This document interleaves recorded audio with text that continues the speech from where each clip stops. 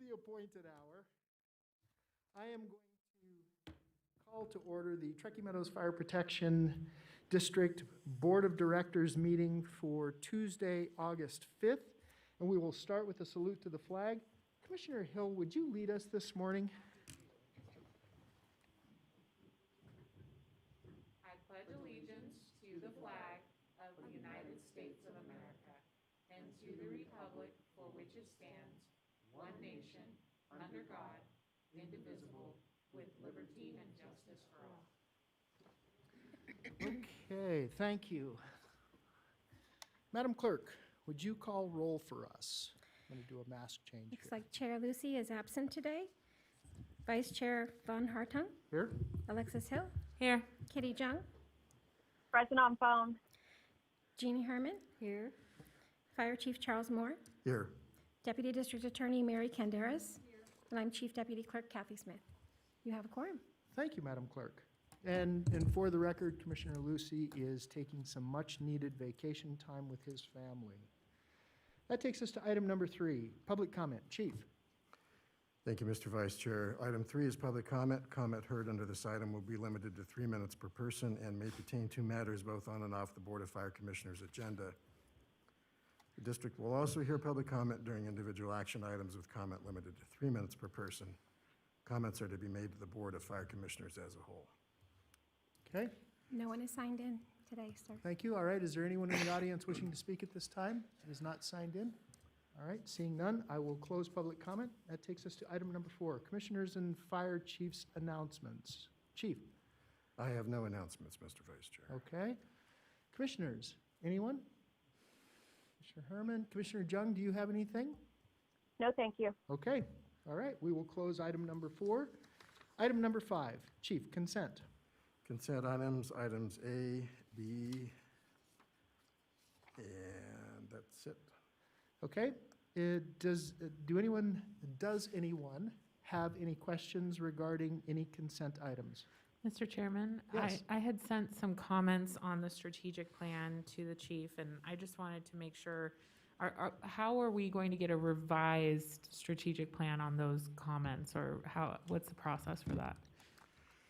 The board could direct me to incorporate your comments Okay. into the plan, and I'll bring it back to you in November. Then I will make them on the record right now. I thought this was a great strategic plan, and I really appreciated how it discussed the bigger picture of the strengths and the weaknesses of our organization, and what, some strategies on how we can address those.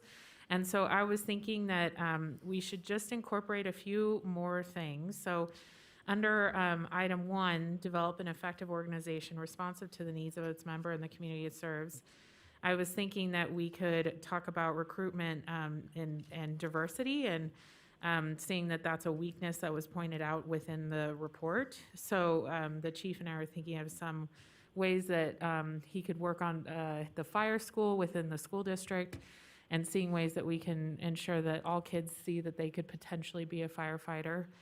Under number 3, deliver effective and efficient services to the community, I was thinking there's an initiative for a staff committee with the city of Reno and the city of Sparks to work together on achieving better response times and support for a better fire service in the region. And I was thinking there may be an opportunity to do a regional fire board task force. So members of the commission, the city of Sparks, and the city of Reno to get that committee of staff, their recommendations, and for us to try to work together in the same way we did with the CHAB, and try to find some solutions and maybe really figure this out. So that was another thing that I had brought to the chief.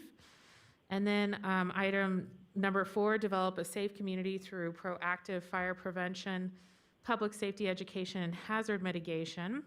I was thinking that we should put something about contributing to the county's resiliency program. I know that we're going to get a presentation here on from county staff on how we can really build in ways to deal with these natural disasters, especially fires that are happening due to climate change and all sorts of development changes in our community. And I was thinking that, putting that within our plan so we can also have a say in that, and adding EV vehicles as a strategy to our fleet when we can as well. So those are my 3 comments to the strategic plan, and I appreciate the opportunity to add to it.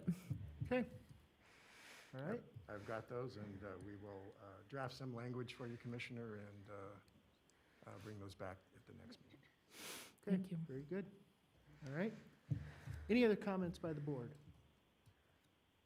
Okay, all right, seeing none, I will entertain a motion. Move to approve. Okay, so I have a motion. This is item number 5, our consent agenda. I have a motion by Commissioner Hill, second by Commissioner Herman. Is there any other discussion? Madam Clerk, do we have any public comment on this item? We do not. Okay, we'll close public comment, bring it back to the board. All those in favor, please signify by saying aye. Aye.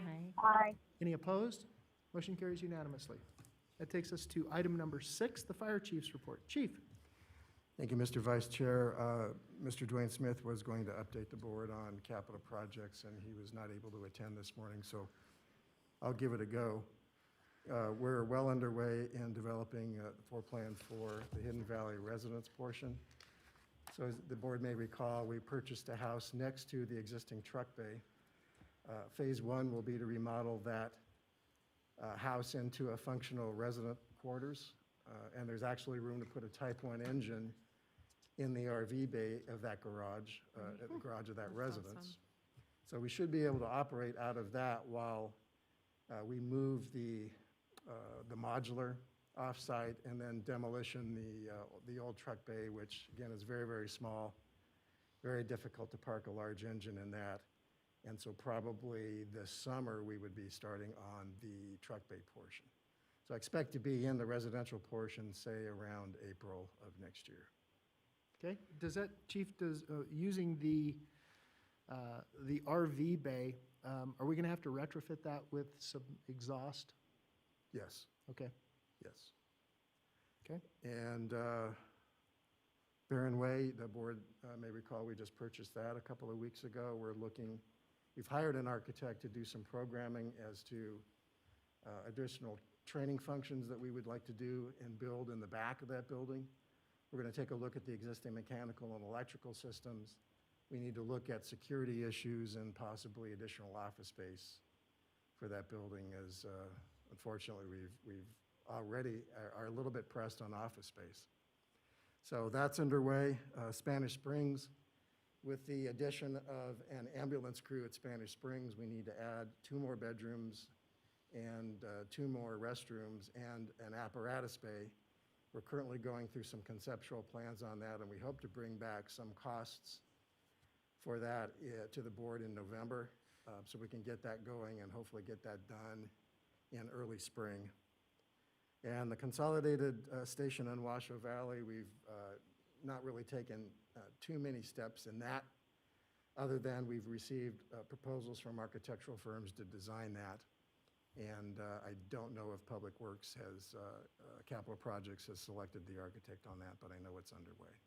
what's your time frame on that, Chief, for Washoe Valley? What's your, your sort of move-in date, if you had your wish on this? I'd love to move in at the end of 2022. That Okay. may be a little aggressive, but we'd like to time Barron Way and Washoe Valley Consolidated Station at the same time, I see. and perhaps hire the same contractor for both. Okay, any questions, any other questions for the chief on these items, Commissioner Jung? No, thank you. Okay. Good job. Thank you. Okay, Chief, proceed. Our green waste program is going to get underway this weekend at Washoe Valley for 2 days. That's always a very popular event. Traffic got backed up pretty extensively last year, but we've got a good plan to get people in and out of that. So we want the public to know you should, we're going to try to minimize the time that you're waiting in line to dump.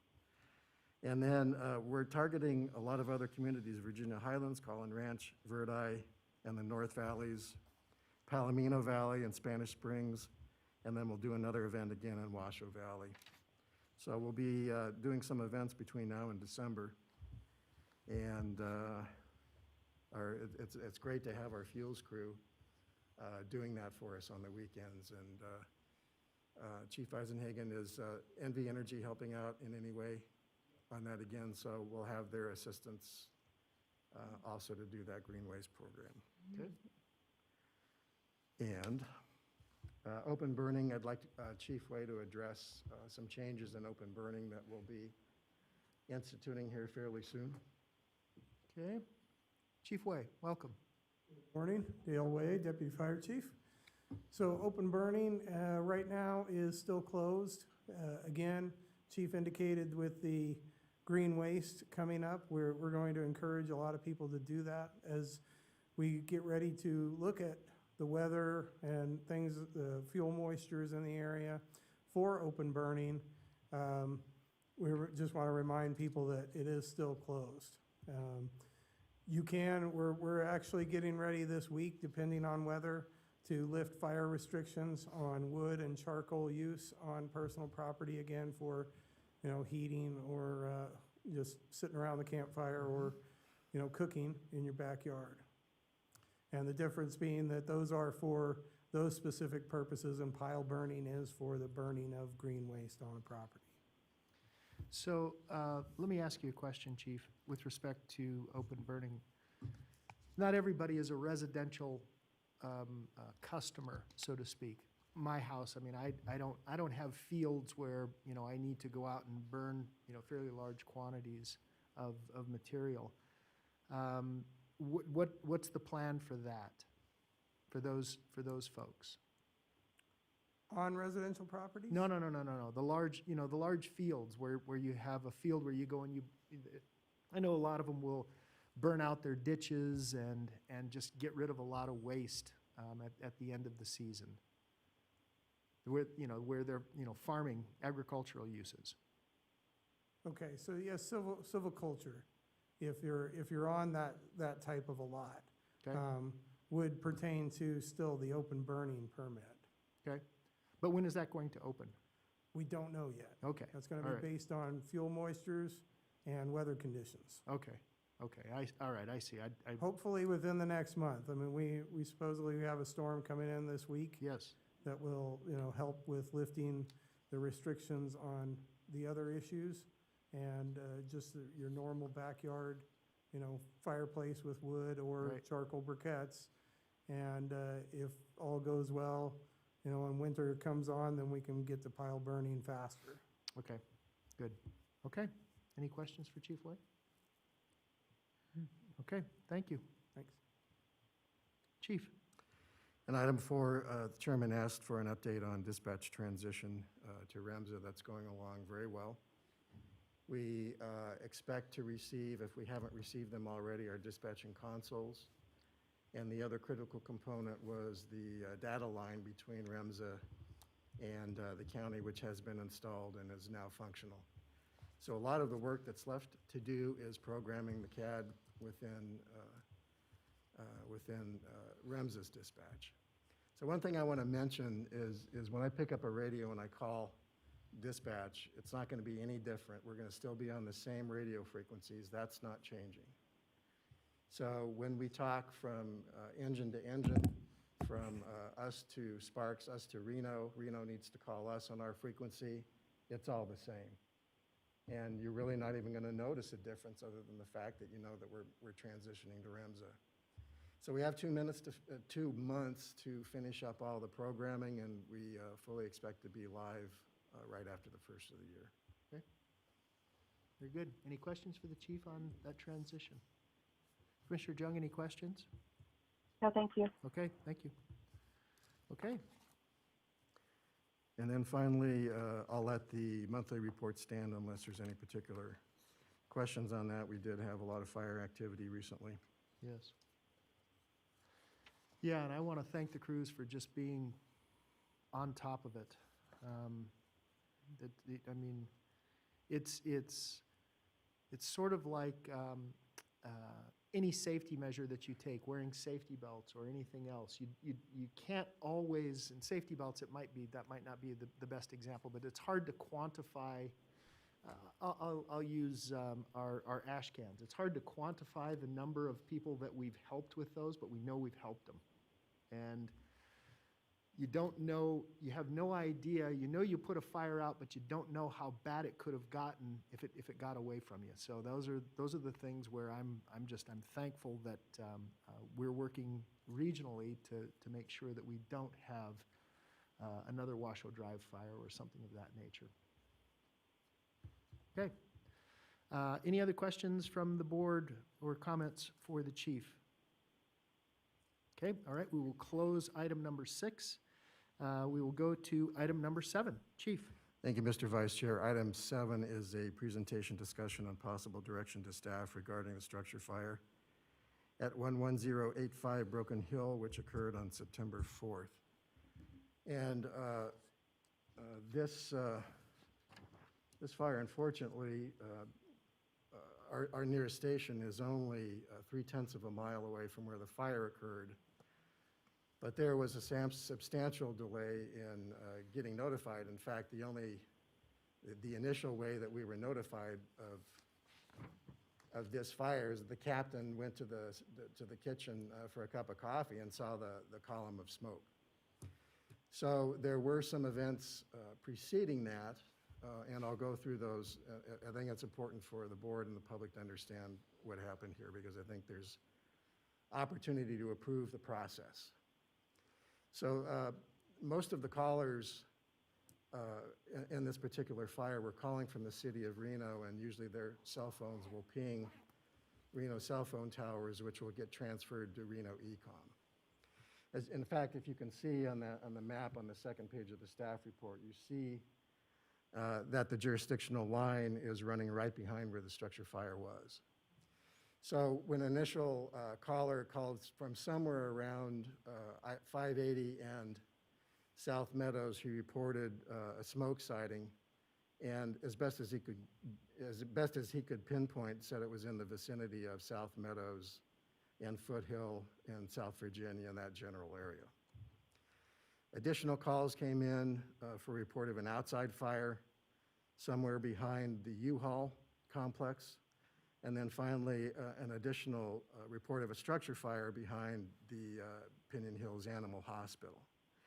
So the fire was actually, unfortunately, in our jurisdiction, and so we were not dispatched to that until about, well, we became aware of that 9 minutes into when Reno first got the call.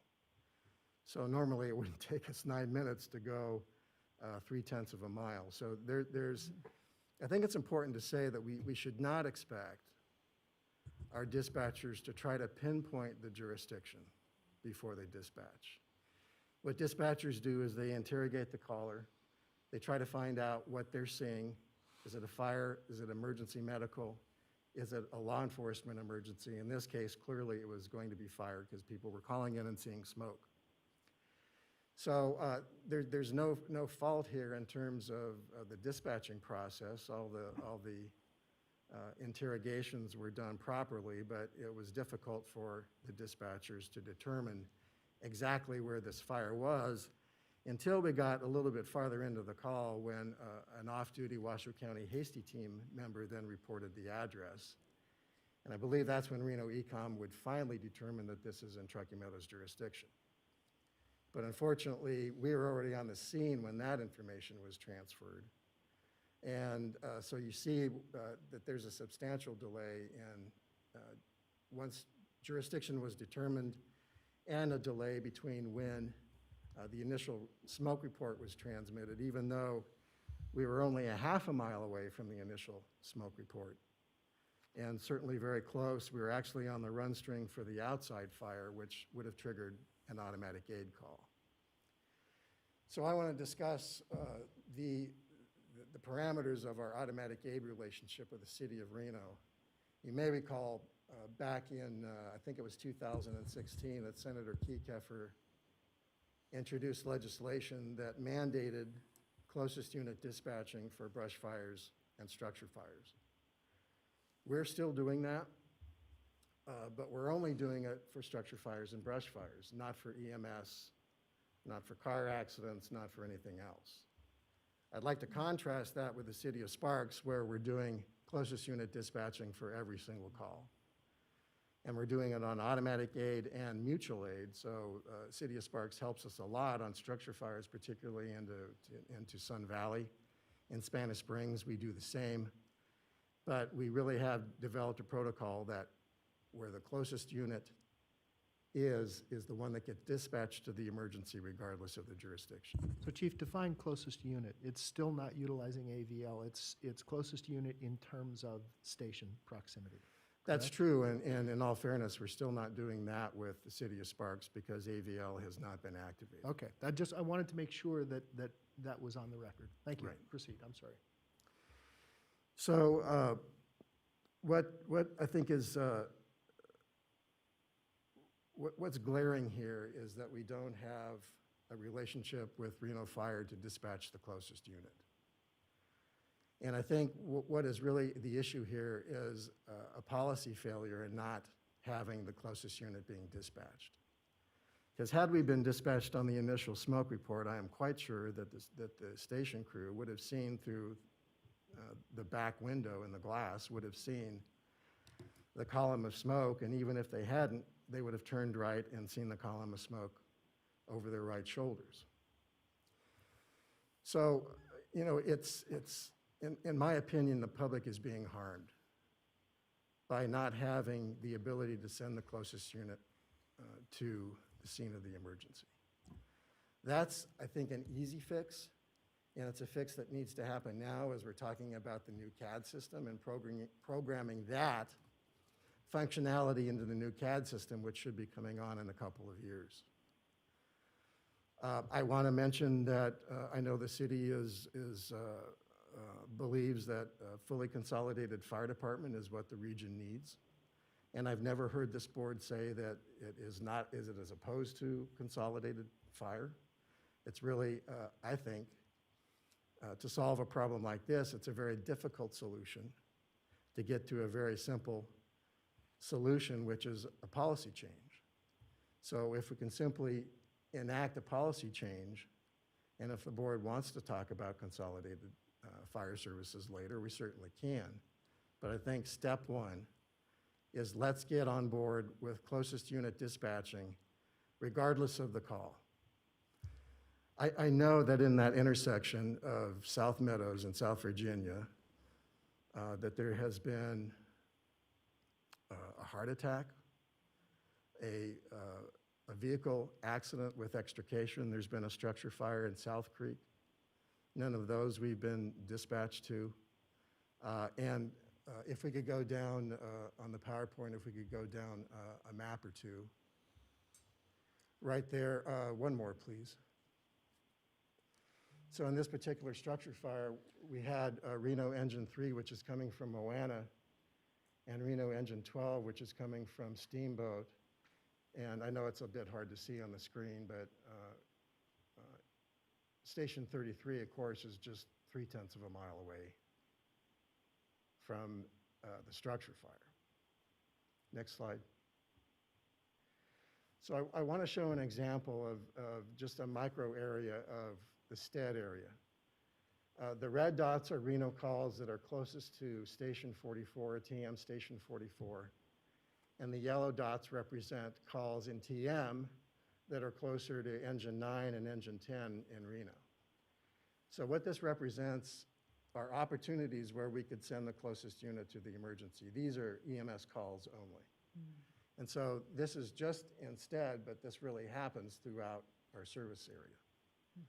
So obviously, if we had a single fire department in the entire region, including Sparks, and possibly even including REMSA in this system, that a lot of these issues simply go away.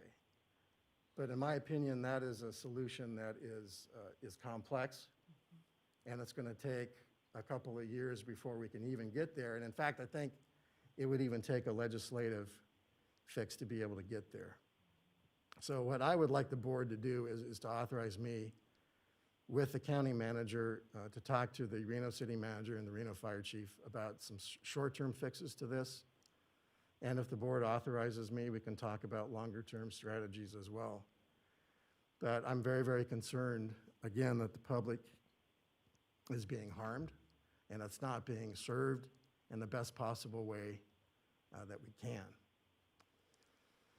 So there again, there are many, many instances where this is occurring. And I don't want to go through every single call, but there's a lot. So Chief, before you proceed, let me ask you a question, if I may. So our relationship with REMSA and them doing our dispatch would not have changed. Let's assume that that was in place during this incident. Would that have changed the outcome as to who was dispatched? Because you said it's a policy failure. It was not a dispatch failure, although in my mind, dispatch, while they're questioning and trying to figure out what or who to send, I can pull up a map. I can't do it here. I could pull it up on my phone, but there's an overlay that shows jurisdictions. It's quite a simple overlay. Well, what's I think notable in this particular call, in this structure fire, is that TM was on the run string for Reno Fire. Okay. To go to a structure fire that was reported possibly at the animal hospital or behind it. So one of the things that happens is that the calls get cloned from dispatch agency to dispatch agency. We did get this call cloned to us, but it wasn't until 12/24. So what happens when the call is cloned, it gets sent over electronically to our dispatchers. They have to build the call in CAD. Okay. Then they have to dispatch us. Then we have to turn out, and then we have to respond.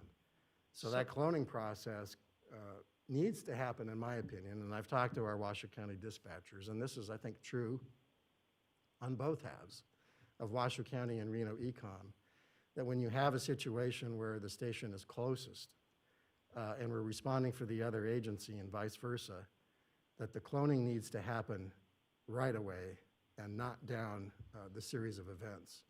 So in this case, Reno Dispatch is very, very busy in taking 3, 4, maybe even 5 calls, 911 calls on this, interrogating the callers, pushing that information to the dispatcher, and that dispatcher is setting up the CAD and dispatching all of these engines and talking to all of these engines back and forth. Then the call is getting cloned. So all of that is taking time. In my view, that the cloning of the call needs to occur first, and we're not wasting time in sending that call to the other agency. Okay, so you didn't answer my question. My question was, if we were with REMSA, would we still have had the same outcome? Possibly no, because now that there is a CAD-to-CAD interface between Reno and REMSA, that information could have been passed automatically. Okay. So in theory, once that's set up, it would have sped up. But I think on the day that this happened, it probably would have been the same outcome.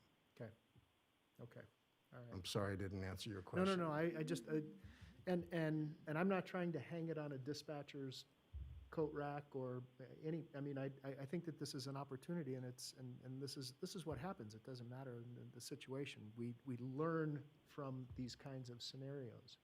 How do we make the system better? How do we serve our customers, our residents better, more effectively, more rapidly? That is the goal, absolutely.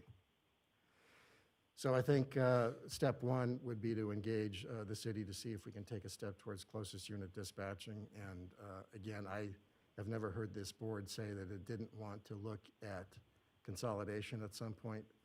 But I do know that the chairman said, let's please invite Sparks to this conversation, so we would have a 3-way discussion between Sparks, Reno, and TM. And I can tell you that in my conversations with Dean Dow, he's not opposed to looking at how he can integrate his organization into let me, for a lack of a way to describe this, a super district that covers most of northern Nevada. That's a lot to talk about. and a lot to discuss and a lot to try to figure out. And in my view, that's probably 2 or 3 years before you could even get that started, possibly even 5. But on the short term, there are some simple things that we can do, a simple policy change that would improve outcomes when a fire station is closest to the scene of an emergency that doesn't happen to be their jurisdiction. Presuming that the regional partners agree to the policy change. Yes, that Okay. would be incumbent upon improving that. Okay. Questions for the chief? Yeah, Ms. Hill. Thank you, Mr. Chairman. So I was thinking, looking at our strategic plan and how you're going to have this staff committee that will review these policies as well. Is this the opportunity to, look at that creation of an elected, panel as well to put a little bit of pressure and also create some education opportunities for the other jurisdictions and as well as us to understand how everyone works and what the hangups are. So I just want to offer that up as well because I think that there may be opportunities to get, members of this board, the fire board, involved in those discussions if you think that that would be fruitful as well. Oh, absolutely, and ultimately, I believe that this board will need to talk to Reno Council and Sparks Council and members of REMSA to see what opportunities exist for us to move the ball forward on this, short-term and long-term. Because if we even want to look at legislative changes, I think we need to be doing it holding hands with Reno and Sparks and not fighting with them, because we won't get what we want necessarily if, from our elected officials at the state level, if we don't look like we're cooperating. So in this interim time, I think that that's also an exciting opportunity for us to pull that together with our team at the county as well. When I spoke of legislative action, I think it's not that the legislature would force anything on us. It would be going to the legislature to allow a fire district to overlap Sure. the municipalities, both Sparks and Reno, and fund a master district. That's an opportunity, and it's not one that we've talked about a lot, but I know that it gets talked about from time to time.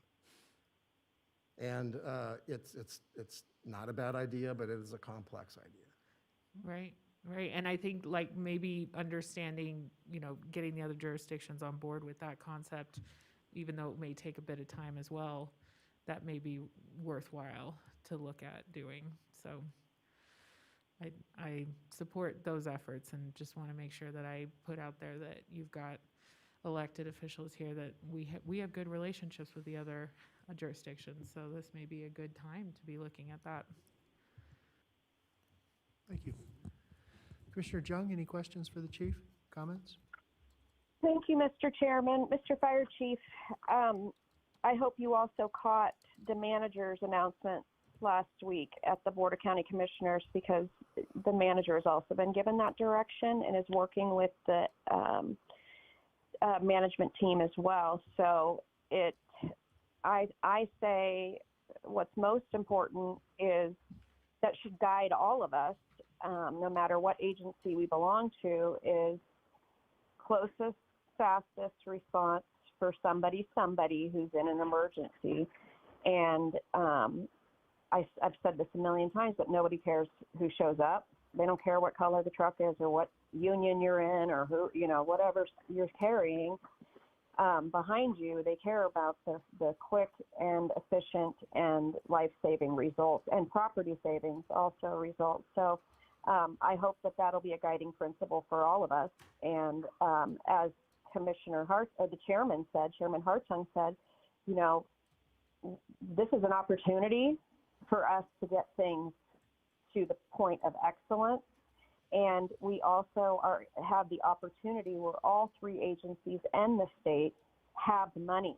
I don't think the homeless issue could have gone as well as it did in terms of whom is the front lead agency, Washoe County, but for the CARES Act money and now the ARPA money. So, Mr. Fire Chief, I also want you to think, you guys are an entitled agency as well, as are the other fire departments. So we are at a very important and crucial time before the money has to be spent in 2024 to do these big lifts, what this region really deserves. And again, that's a complete enhancement of quality of life. So I am in support of it, and I really commend you for taking this, because I know this is, we all have histories together. So I hope that, as Commissioner Hill said, this goodwill and good nature and great relationships that I think we've all developed over these years will lend that backup and support to you and other change makers here. And I'm just here to help, as it sounds like your whole board is. So, and you have the county manager also directed that way. So good luck, and let us know what we can do behind the scenes, on the record, in front of the press, whatever you need. Thank you. Okay, thank you, Commissioner Jung. Commissioner Herman, anything? Okay. So Chief, I had one question, because you had mentioned early on in the presentation that had this happened within the jurisdictions, I'm going to call it District 4, which is my jurisdiction, because we have a great working relationship with the city of Sparks, that this would not have occurred, that we would have been toned out immediately. But then you also mentioned at the end that and I have no issue with having Sparks at the table, but you mentioned that, you know, that we'd be required council changes for the city of Sparks. What do you envision as Sparks needing to do in this? Because, I mean, from my perspective and in my mind, we're already there. I mean, I see Sparks fire in my own neighborhood. I don't want to say all the time, but I've seen them a fair amount of times. So I know that that's occurring, because I know 46 is very busy, and Sparks is there. They help us. It doesn't matter, and they help us on medicals also. It's Yes. I know that for a fact. So there are all kinds of solutions to a better regional approach to fire and EMS. It doesn't necessarily have to look like a consolidated master district. It could be something less than that, perhaps on the short term. But I think what I would want from the city of Sparks is to sit down and talk about how we improve. Okay. And how we dispatch. Dispatch is a critical piece of how we get apparatus moving in the shortest amount of time, because you really can't make up any time on the road. The call processing time, the dispatching time, and the turnout time is about all we have as firefighters to really shorten that amount of time to respond. Okay. And so our dispatching relationship with Sparks and with Reno and with REMSA and with Washoe County are critical in that. That's an issue that needs to be on the table, and it's fortunately it's moving forward with the development of the new CAD system. Okay. All right. Excellent. If there are no other questions for the chief, Madam Clerk, do we have public comment on this item? Yes, Mr. Tom Daly. Okay.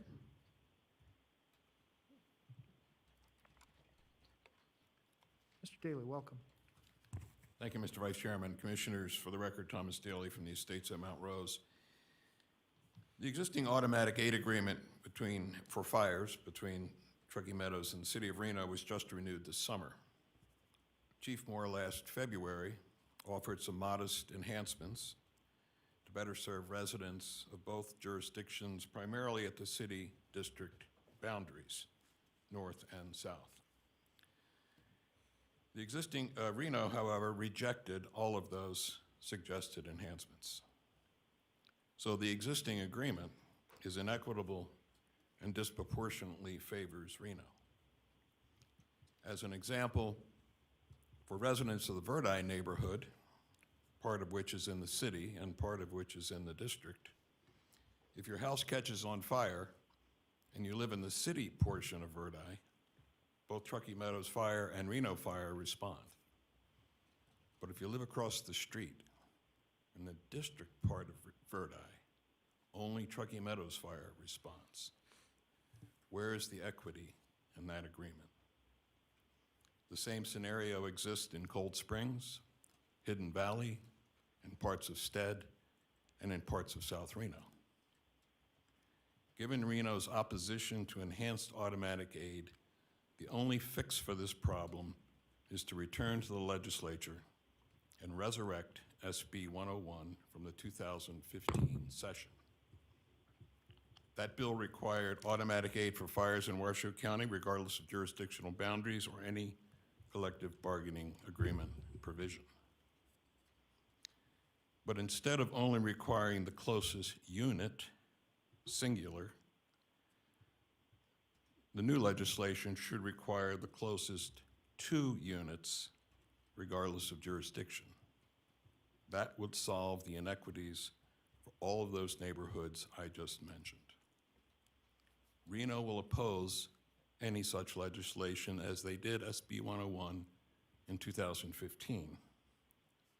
But recall that SB 101 passed the Assembly unanimously and passed the state Senate with only 1 dissenting vote and was subsequently signed into law by Governor Sandoval. This board supported SB 101 at that time. If you fight this battle again, you will win this battle again because it's in the public safety interest. You only need to use one of your bill draft requests to get this issue teed up for the next session of the legislature for debate. Before any more homes burn to the ground or residents die in fires, please fix this problem. Thank you, Mr. Daly. Anyone else, Madam Clerk? No one else is signed in. Okay. Is there anyone else wishing to speak at this time? Seeing none, I will close public comment. So Chief, to the speaker's point, it seems to me that the stumbling block is what's in the bargaining agreement, which is an exclusive right to serve. That's where the stumble comes. So what is it that you're looking for? Because the motion says I move to authorize the fire chief, and I have closest unit dispatch. What else would you like us to give you direction to do, Chief? May I answer your first point? Sure. In terms of bargaining units, exclusive right to serve. I could take us back to 2006 where we used to have a Sierra Fire District across from Boomtown. Mhm. And we actually had a mutual aid relationship between Sierra Fire and Reno. Yes. We would often go to Boomtown Casino and service that call. And sometimes Reno would respond in tandem, or if the Sierra Fire Unit could handle it, it stayed in quarters. So I'm not proposing that we would respond in lieu of Reno Fire into their jurisdiction. We could certainly send both units. And whoever gets there first, if it's not a critical emergency, can cancel the other. That works both ways, and it saves us all kinds of time. Although that's not an issue between us and the city of Sparks, if it is an issue with the city of Reno, we could certainly send both units and cancel one when it's appropriate.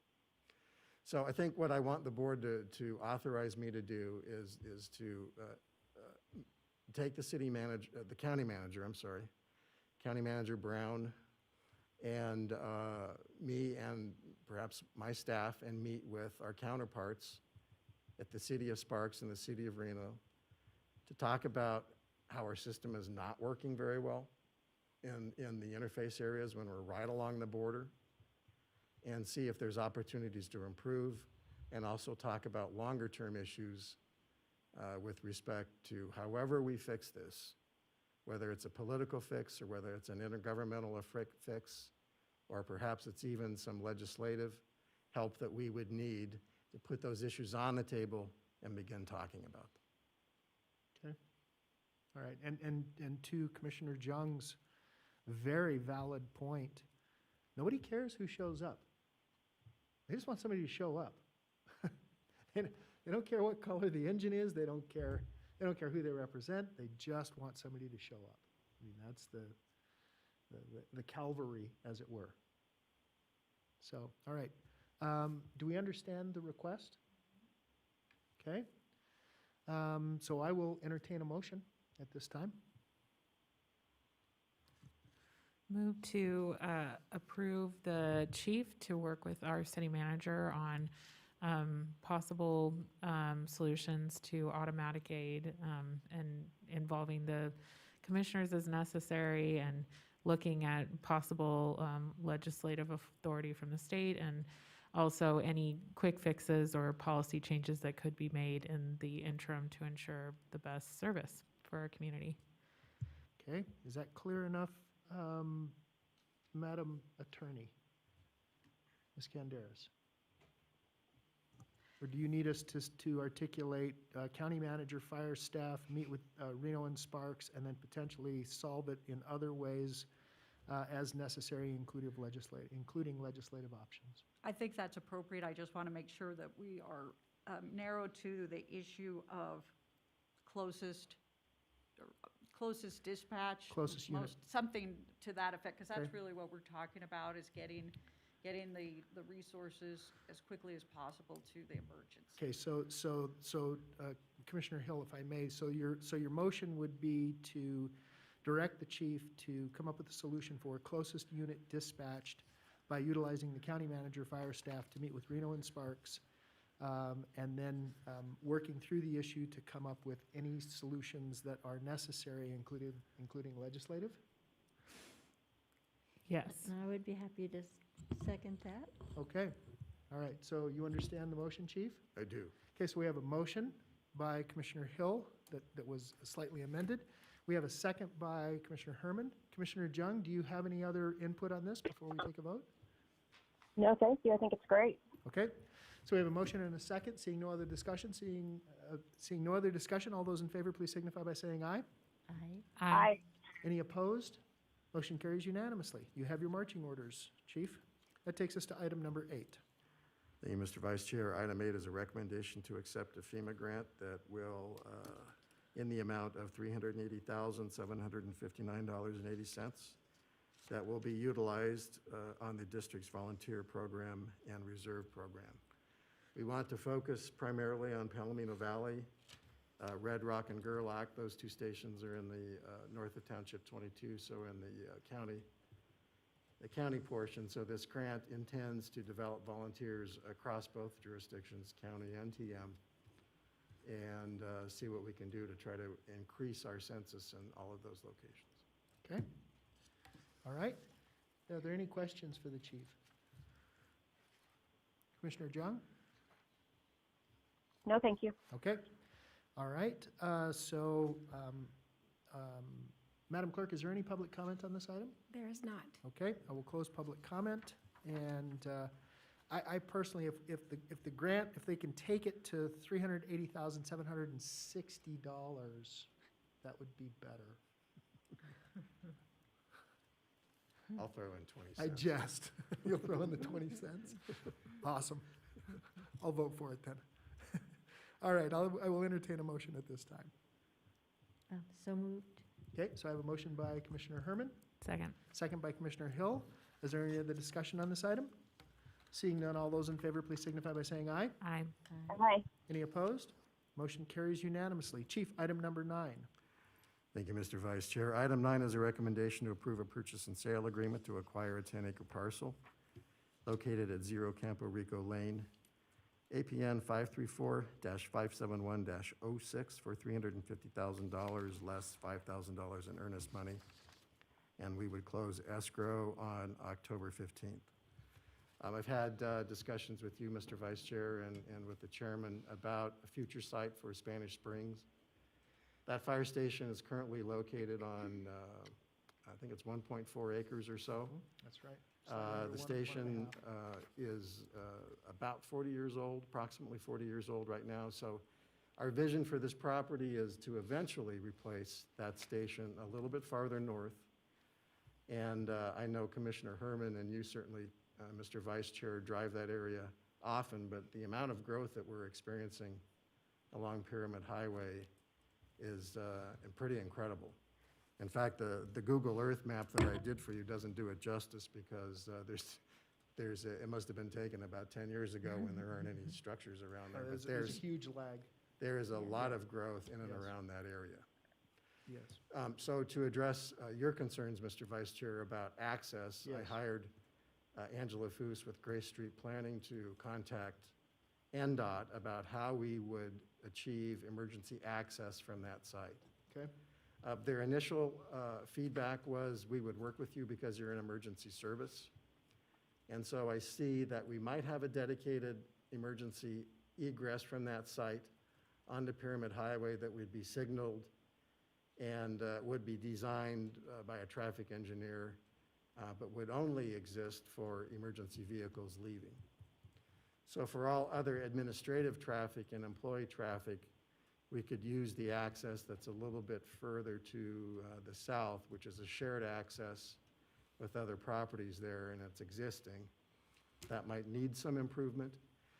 But we really don't, staff really doesn't think that this station is going to be needed for another 7 to 10 years, but the opportunity exists to buy a full 10 acres now at, I think, a pretty reasonable price.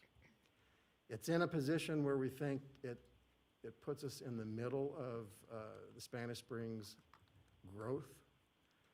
It moves us more to the center of the growth. And as far as the location, it's fairly strategic for us because we use Pyramid Highway on just about every call that we respond on. So we'd like to tie it up now. Obviously, there is some risk to us not getting the access that we might need, but I don't think that there's any financial risk in that if it doesn't work out 7 years, 10 years from now, simply sell the parcel and recover our investment. Okay. So I'll start with this because this is in sort of the heart of District 4. I'm very familiar with this parcel. It was zoned LDS a number of years ago. It had been zoned GR. And then when some of the surrounding parcels, the Donovan area, when they went to LDS, this parcel also did the same. That said, you hit it right on the head. My concern is access. It's a really tricky access because there is a frontage road there that those properties use, and that frontage road it pops out right at the very end of Calle de la Plata, which is becoming a very busy intersection both east and west. And so I don't see that access is going to be maintained. There's going to have to be something else that is done. The original plan, and now I'm going back many years into the 90s and early 2000s, was all of that frontage, those frontage parcels to Pyramid would ultimately become some type of commercial property, neighborhood commercials, where you had, small businesses and, et cetera, stores and shops and so on. I like the location, but I am terribly concerned with access both now and in the future and how that's going to look. And again, it all has to do with its proximity to Calle de la Plata, even putting in an emergency signal there. I will support this because I think it's a great deal. Even at LDS, these folks were going to have a difficult time because of access, getting those folks in and out. Now, had they been able to come up with an agreement, and this may still be an opportunity, there may be an opportunity to do this, to come up with an agreement to go into, I want to say it's called Village at the Green, which is directly to the east of this parcel. There's a cul-de-sac on the very end, Chief, if you look at that, and there may be an opportunity to gain access there, which we would have to, and we would also potentially have an emergency access onto Pyramid Highway. I think that there are solutions with this, and again, I'm supportive, but I am very concerned, I will tell you, because I know the traffic numbers and I know the speeds. This is where it's 2-lane and it's very close to the 65 mile an hour. People fly through there.